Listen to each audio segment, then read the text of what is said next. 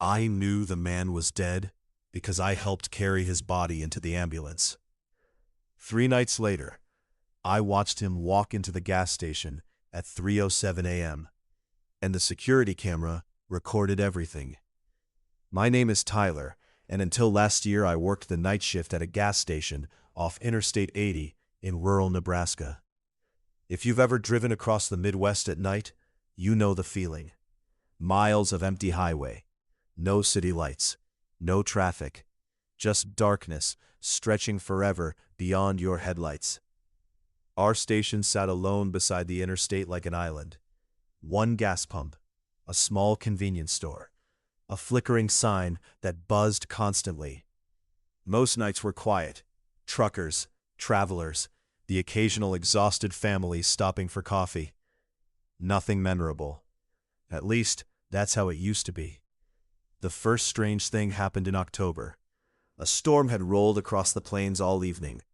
Heavy rain hammered the roof. The windows shook every time thunder cracked overhead. Around 2:30 a.m., a pickup truck pulled into the lot. An old red Ford, rust everywhere. The driver never got out. He just sat there, engine running, headlights on, watching the store. I remember feeling uneasy immediately.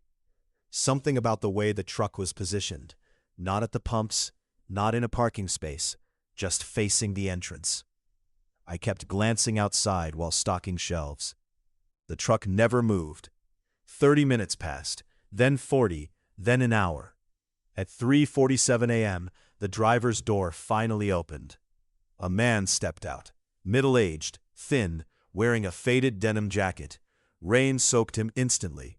Instead of entering the store, he walked behind the building and disappeared. I waited. 5 minutes. 10. Nothing. Finally, I grabbed a flashlight and went outside. The rain smelled like wet asphalt and diesel fuel.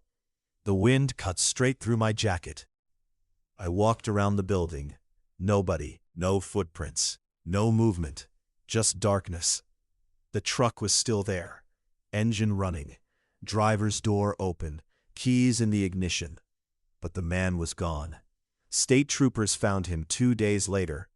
His body was discovered in a drainage ditch 6 miles away. The coroner estimated he died shortly after leaving the gas station. I forgot about the incident after that, or at least I tried to. Then things got worse. A lot worse. 3 nights later, I was reviewing security footage with my manager.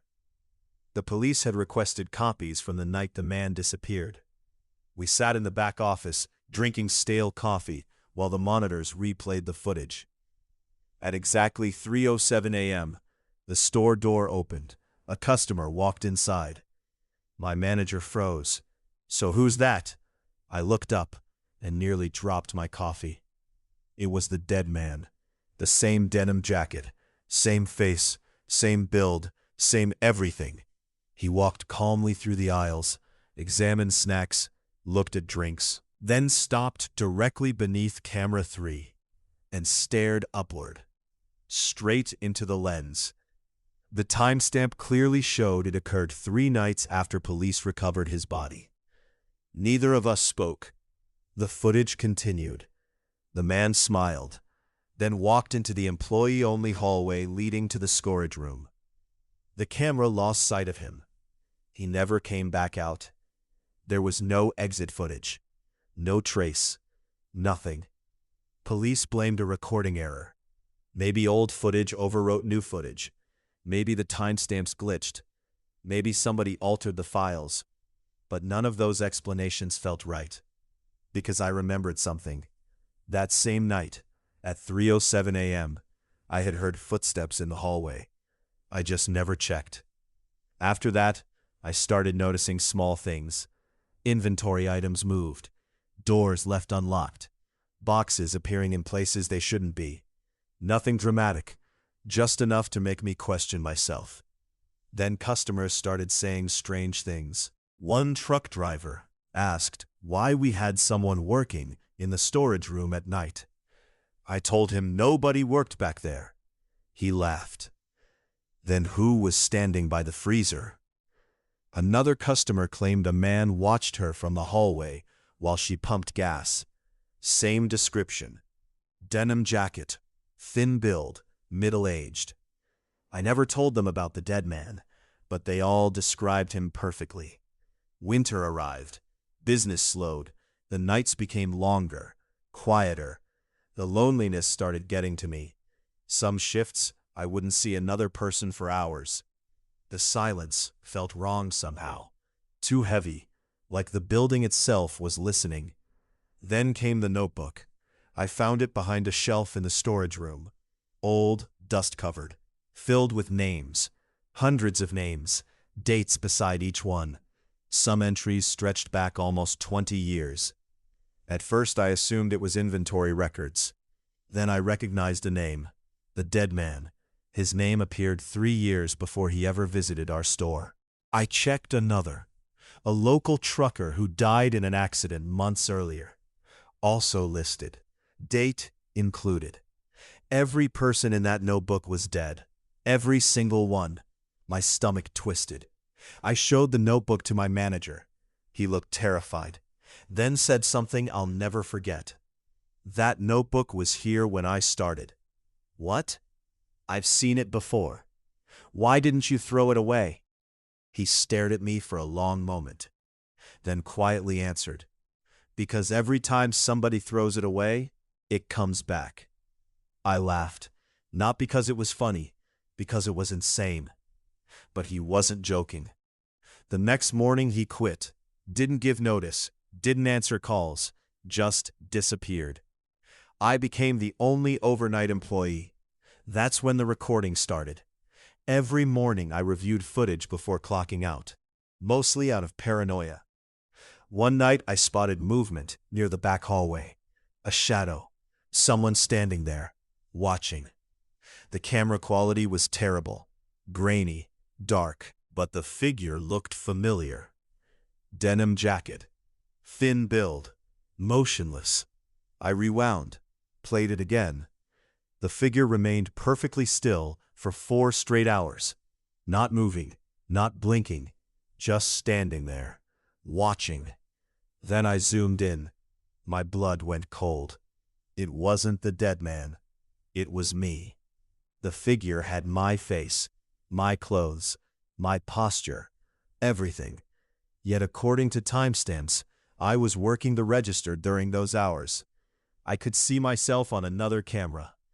2 versions of me existed simultaneously, one serving customers, one standing silently in the hallway. The police investigated again. They found no evidence of tampering, no explanation, nothing.